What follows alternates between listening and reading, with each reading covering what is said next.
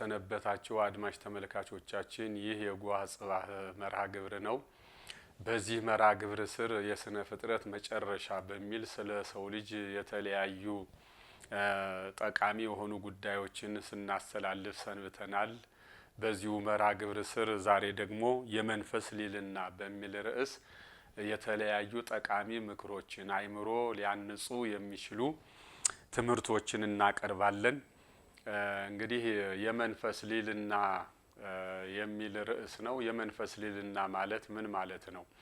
የሰው ልጅ ከሌሎች እንስሳት ተለይቶ የመጠቀ የላቀ ፍጡር ነው። ምክንያቱም እግዚአብሔር መለኮታዊ እስትንፋሱን እፍ ስላለበት ንቃተ ህሊና ያለው ክፉና በጎውን የሚያውቅ ምርቱን ከግርዱ ሁሉን ነገር አበጥሮ የሚያውቅ ነው። ስለዚህ የሰው ልጅ መጀመሪያ ሕፃን ሆኖ እንደተወለደ ይጸነሳል፣ በማህፀን ውስጥ ያድጋል፣ አድጎ ይወለዳል። ከተወለደ በኋላ ቀስ እያለ በጊዜ ሂደት ያድጋል፣ እያለ ለግዕዝ አእምሮ ይደርሳል እና የሰው ልጅ በሚያሳልፋቸው አመታት ሁሉ እውቀት እያወቀ በአእምሮ ውስጥ እውቀቶችን እየያዘ እያጨቀ እንግዲህ ውስጣዊ በሆነ ሁኔታ በመንፈሳዊነት እንደገና ደግሞ ከሚያየው ከሚሰማው ከልምዱ ብዙ እውቀቶችን ያካብታል። እውቀት እያካበተ ሲሄድ የሰው ልጅ እውቀት የምንለው ምኑን ነው? ልምዱን ነው።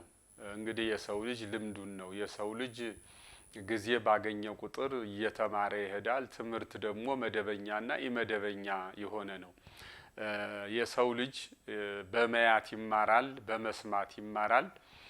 እንደገና ሌላ ውስጣዊ በሆነ ረቂቃዊ በሆነ ሁኔታም ይማራል። አንዳንድ ጊዜ በህልሙም ሊማር ይችል ይሆናል። እንዲያውም የታሪክ ማስረጃዎች እንደሚነግሩን አንዳንድ ሰዎች የረቀቁ የቴክኖሎጂ አይነቶች ሳይቀር በህልማቸው አይተው እኒያን በገሃዱ ዓለም እውን በሆነው ዓለም እንደተረጎሟቸው ይነገራል። ከዚህ ውስጥ ምሳሌ የመርፌ አፈጣጠር።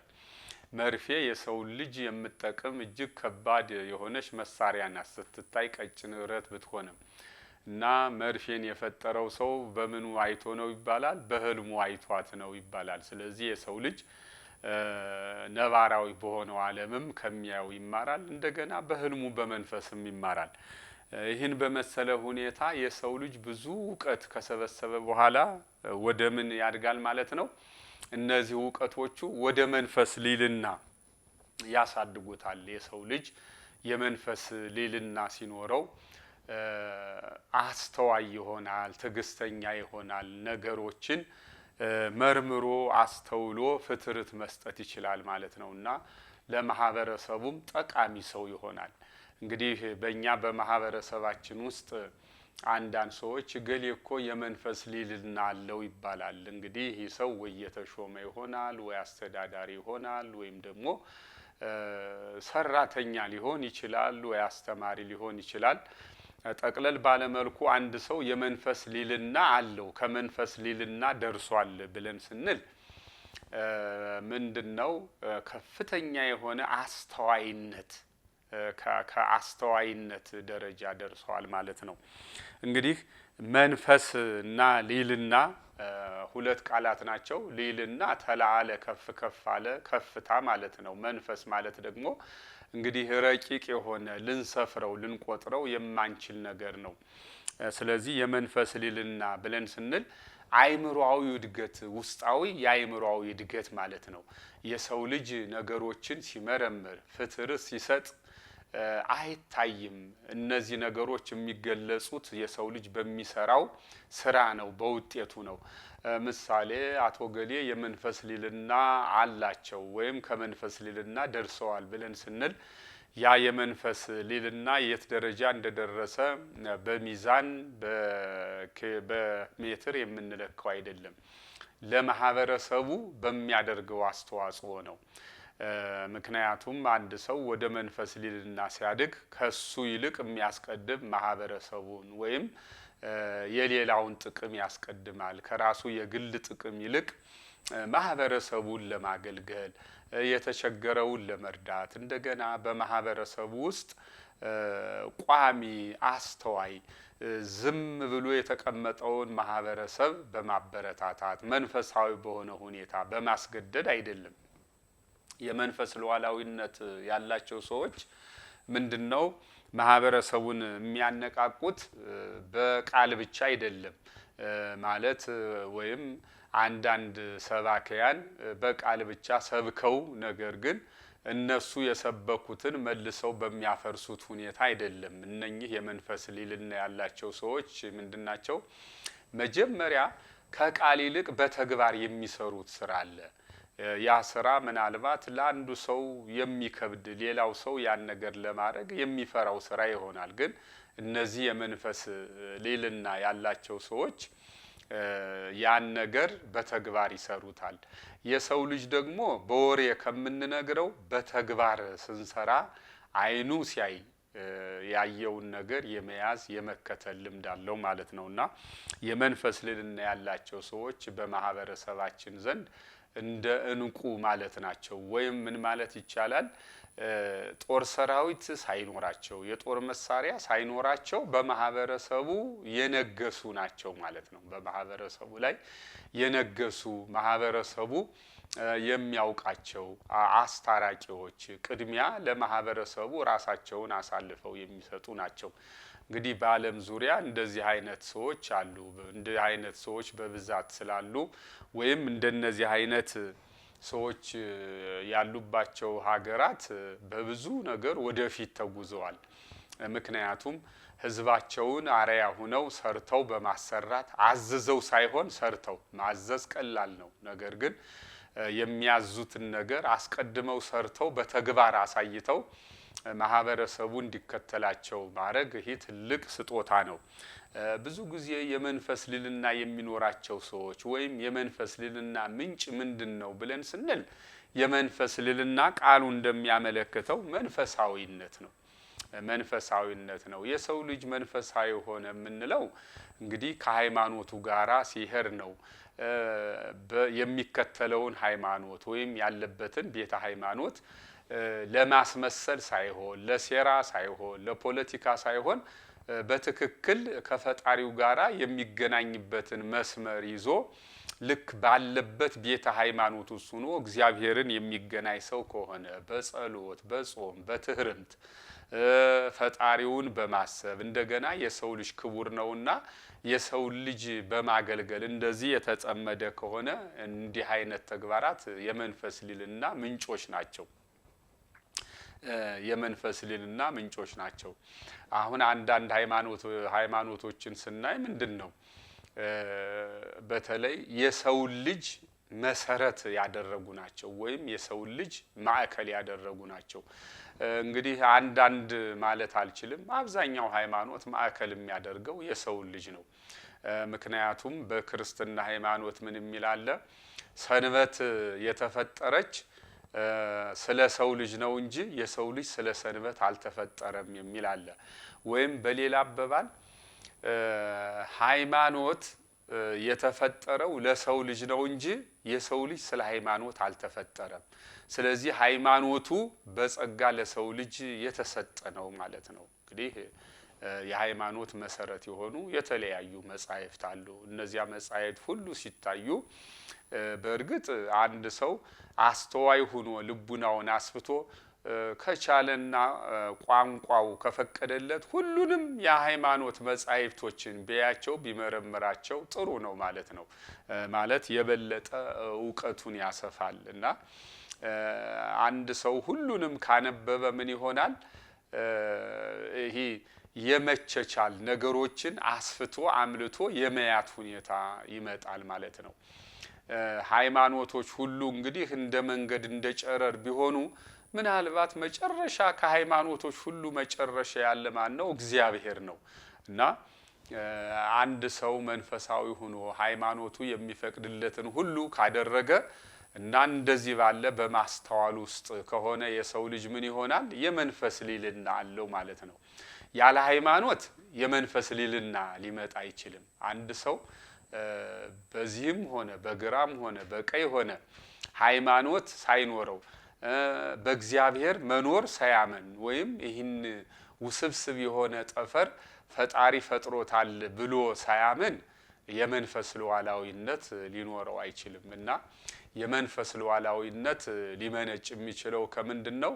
በቤተ ሃይማኖት ውስጥ ካለ ሰው ነው። ይህም በቤተ ሃይማኖት ካለ ሰውም ይወጣል ብለን ስንል ምናልባት አንዳንድ ጊዜ በግብዝነት እኔ ይህን ሃይማኖት ስለተከተልሁ የኔው ይበልጣል፣ ሌላው ይህን ሃይማኖት ስለተከተለ ከዚህ ያነሰ ነው ብሎ ሌላውን ዝቅ እንደገና ሌላውን ከፍ በማድረግ አይደለም።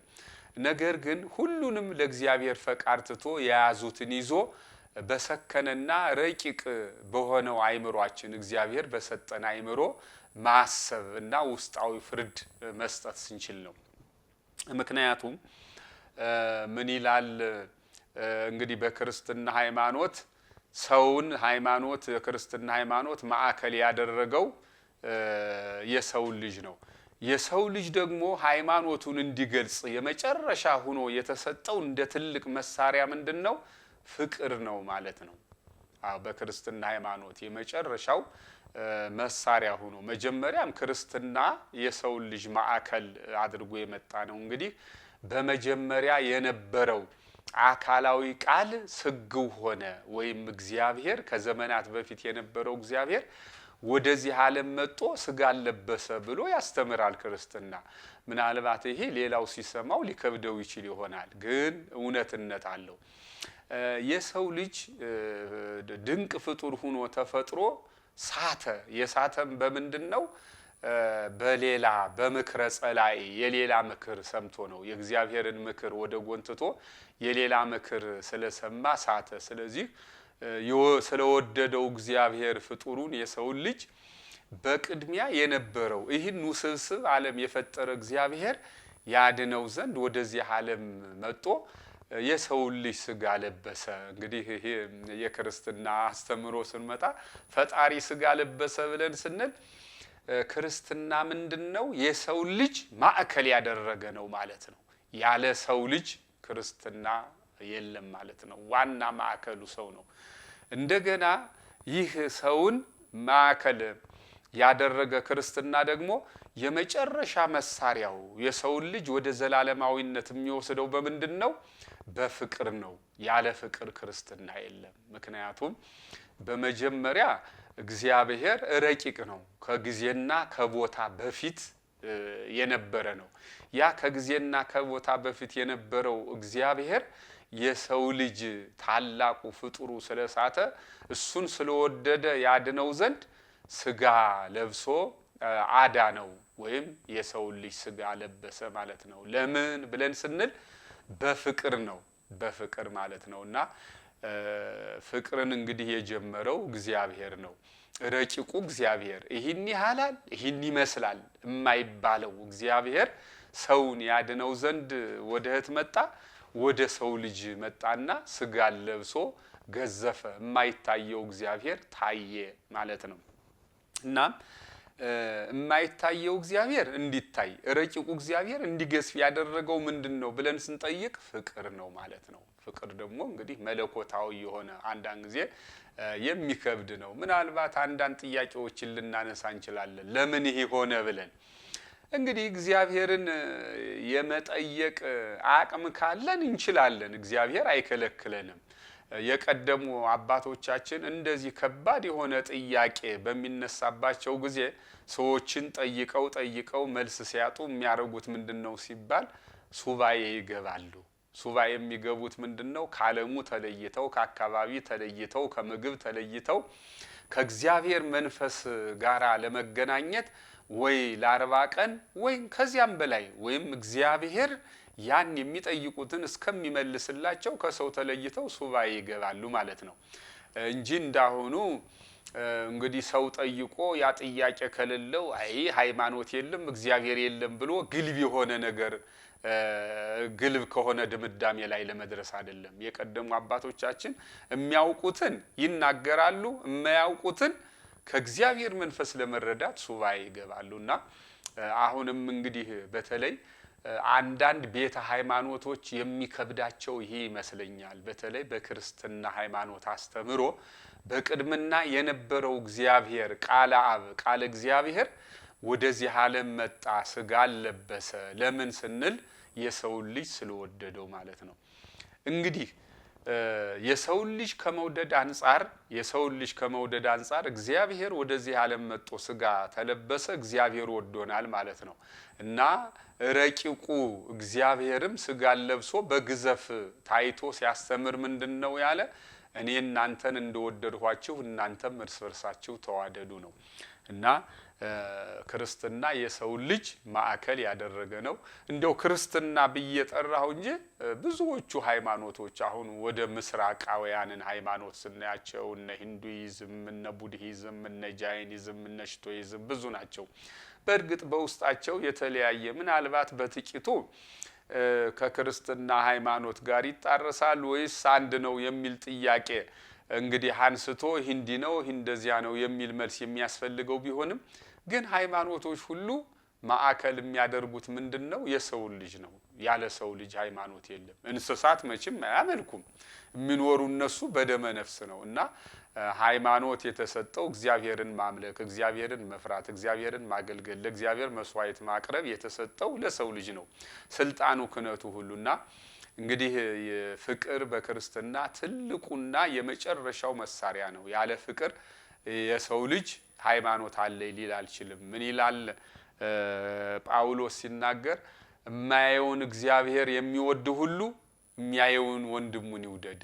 የማያየውን እግዚአብሔር የሚወድ ሁሉ የሚያየውን ወንድሙን ይውደድ ይላል። ማለት ቅዱስ ዮሐንስ ነው ይህን ቃል የሚናገረው፣ የቅዱስ ዮሐንስ አስተምሮ ነውና እንግዲህ ፍቅር ትልቅ ነው። ስለዚህ ምንድነው ወደ ተነሳሁበት አርስተ ነገሬ ልመለስና አንድ ሰው የመንፈስ ሉዓላዊነት አለው ብሎ ሲያስብ ወይም ሳይንስ ስላወቀ ወይም ሳይንሳዊ ትንታኔ ስለሰጠ ቁስ አካላዊን ቁስ የሆነውን ነገር ስላወቀ አይደለም። ወይም ሳይኮሎጂውን ወይም ባዮሎጂውን ወይም ደግሞ ሌላ ሂሳባዊ ቀመሩን ወይም ኬሚስትሪውን ስላወቀ አይደለም። እነዚህ ግዑዛን የሆኑ ነገሮች ናቸው። እግዚአብሔር በረቀቀ ጥበቡ ፈጥሮ ያስቀመጣቸው ናቸው። ነገር ግን አንድ ሰው ባዮሎጂውንም ማወቁ መልካም ነው። አዎ ይወቅ። ኬሚስትሪውንም እንደዚሁ፣ ፊዚክሱንም እንደዚሁ፣ ሳይኮሎጂ ወይም የስነ ህሊና ጥናቱንም ይወቅ።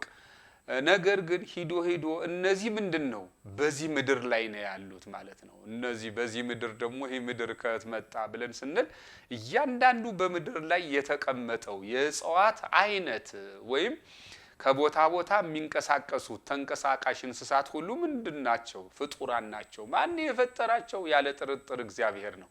እና የሰው ልጅ ወደ መንፈስ ሌልና ለመምጣት የግድ ሃይማኖት ሊኖረው ይገባል። ሃይማኖት ሳይኖር የመንፈስ ሊልና አለኝ ስነ ምግባር አስተምራለሁ ርህራሄ አስተምራለሁ ማለት የማይቻል ነው። ይህን ነገር ዛሬ ወጥቼ ለመናገር የፈለኩበት አንድ ነገር ስለመጣ ነው። በዓለማችን ላይ ምን የሚል ሃይማኖት መሰል ፍልስፍና መጥቷል? ሂዩማኒዝም የሚባል እግዚአብሔር የለም በዚህ ምድር ላይ ሰው አምላኩ የሰው ልጅ ብቻ ነው የሚሉ ወገኖች። ስለዚህ ይህን ሁሉ ዓለም በድንገት የመጣች ናት፣ በድንገት የተፈጠረች ናት። ዓለም ብቻ አይደለም ፍጡሩ ሁሉ። ስለዚህ አምላክ የሰው ልጅ እንጂ ሌላ አምላክ የለበትም እያሉ የሚሰብኩ የሚያስተምሩ በተለይ በምዕራቡ ዓለም እንዲህ አይነት ፍልስፍና መጥቶ የሰዎችን ልጆች እያሳተ የሰውን ልጅ ከእምነት እያወጣ የምዕራቡ ዓለም ሰው ጨካኝ እየሆነ ነው። እንግዲህ በየቀኑ ከቢቢሲ ከአልጀዚራ ከሲኤንኤን እንደምናየው በምዕራቡ ዓለም ያሉ ወጣቶች ወደ ትምህርት ቤት ሲሄዱ ደብተር ብቻ ሳይሆን ይዘው የሚሄዱ የጦር መሳሪያ ይዘው ይሄዳሉ።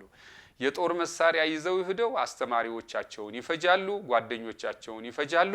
አጠቃላይ ከፍተኛ የሆነ ፍጅት ያደርሳሉ። ለምን እንደዚህ ሆኑ ብለን ስንል ራሳቸው ወላጆቻቸው አስተማሪዎቻቸውን ጨምሮ ያስተማሯቸው ትምህርት ነው። ምን የሚል ሂዩማኒዝም አምላክ ሰው እንጂ የሰው ልጅ አምላክ የለውም፣ ዓለም በዝግመተ ለውጥ የመጣች ናት የሚል ትምህርት መጣ። ስለዚህ ይህን ፍልስፍና የሚቀበል ሰው በፍጹም የመንፈስ ሉዓላዊነት ሊኖረው አይችልም።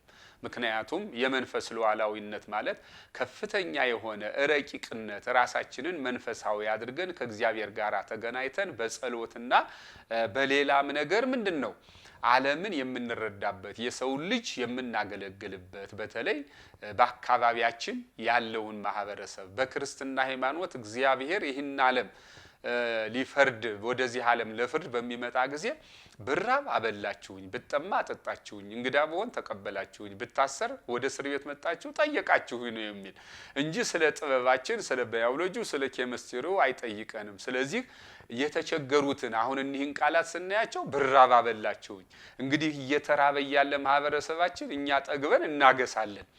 እንግዲህ ብታሰር ጠየቃቸውኝ። የሰው ልጅ በአንድም በሌላም ይታሰራል። ወደዚህ የታሰሩትን መጠየቅ እነኚህ ምንድነው ይህን የሚያረጉ ሰዎች እነማን ናቸው ብለን ስንል የታመሙትን የሚጠይቁ የተራቡትን የሚያበሉ የተራዙትን የሚያለብሱ ሰዎች ምን አላቸው? የመንፈስ ሉዓላዊነት አላቸው ማለት ነው። እና የመንፈስ ሉዓላዊነታቸው ደግሞ የመነጨው ማህባልቦ ሂዩማኒስት ስለሆኑ አይደለም። ምክንያቱም የእግዚአብሔር የርራሄው የመንፈሱ ብልሽታ ባይምሯቸው ውስጥ ስለተቀረጸ ነውና እናም እያንዳንዳችን እንግዲህ አድማጭ ተመልካቾቻችን የመንፈስ ሉዓላዊነት ይኖረን ዘንድ ይገባል። በተለይ እንዲህ ደግሞ መሆን ያለብን በቤተ ሃይማኖት ውስጥ ያለን ሰዎች እንግዲህ ቤተ ሃይማኖት በየስናገር ምን ማለት ነው ብለን ስንል መቼም በዓለም ላይ ብዙ ሃይማኖቶች አሉ። እነዚህ ሃይማኖቶች ሁሉ መሰረት የሚያረጉት ማዕከል የሚያረጉት የሰው ልጅ ነው። እንደገና አንድ ፈጣሪ አለ ብለው ያምናሉ። ያ ፈጣሪ ደግሞ የሰው ልጅ የሚወድ ዓለሙን የሚገዛ የሚመራ ነውና እንግዲህ በቤተ ሃይማኖት ያላችሁ ሁሉ የመንፈስ ሉዓላዊነት ይኖራችሁ ዘንድ ይገባል። የመንፈስ ሉዓላዊ መኖሩ በምን ይገለጻል? ወገኖቻችንን በማገልገል ለወላጆቻችን ርራሄ በማድረግ ከውሸት፣ ከተንኮል፣ ከዘረኝነት፣ ከቂም፣ ከበቀል ነፃ እንድንሆን ይረዳናል ማለት ነው። እንግዲህ የተሰጠውን ትምህርት የተሰጠውን ትንታኔ አይታችሁ አስተውላችሁ ትጠቀሙበት ዘንድ ምኞታችን ነው። እንግዲህ ይህ ፕሮግራም የጎሃ ጽባህ ፕሮግራም ነው። በዚህ መርሃ ግብር ስር የስነ ፍጥረት መጨረሻ በሚል ርዕስ ስለ ሰው ልጅ ትንታኔ የሚሰጥ ክፍለ መርሃ ግብር ነው። የተሰጠውን ትምህርት አይታችሁ ተመልክታችሁ ማህበረሰባችሁን በቅንና በልዕልና ታገለግሉ ዘንድ ምኞታችን ነው። በሌላ መርሃ ግብር እስከምንገናኝ ድረስ ለዛሬ ሰላም ቆዩ። ቸር ይግጠመን።